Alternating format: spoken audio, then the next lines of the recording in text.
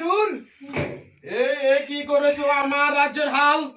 আমার রান্না করা বিরিয়ানি খেয়ে তুমি করেছো কি হাল? এখন আমি ঘুম থেকে উঠে কি খাবো তোমাদের ভাল?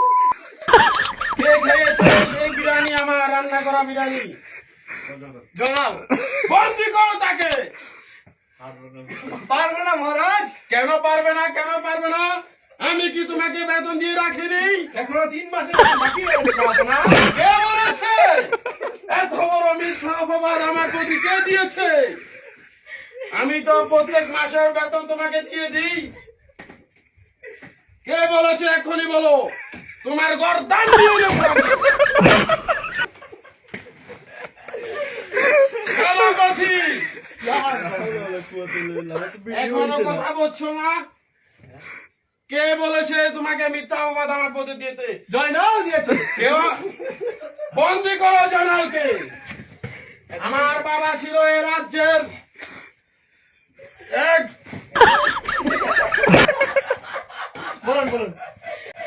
আমার বাবা ছিল এই রাজ্যের রাজা, তার উত্তরসূরি হিসাবে আমি পেয়েছি এই রাজ্যের রাজা।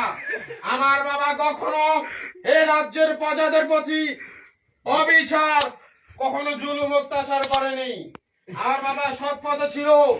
আমি ওই উত্তরসূরি হিসাবে প্রজাদের প্রতি আমি দয়া মায়া করি, কখনো জুলুম অত্যাচার করি না, স্বৈরাচারী করি না। আজকে আমার প্রতি তুমি এই মিথ্যা অপবাদ দিয়েছো। কে বলেছে?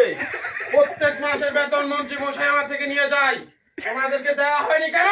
মন্ত্রীকে জিজ্ঞাসা করুন হুজুর।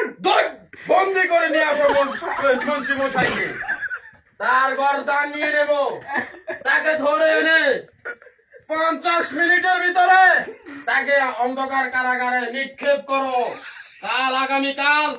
আগামীকাল রাজসভায় সবাইকে আসতে বলো, তার কঠিন বিচার চাই। আজ্ঞে হুজুর। আজ্ঞা হুজুর।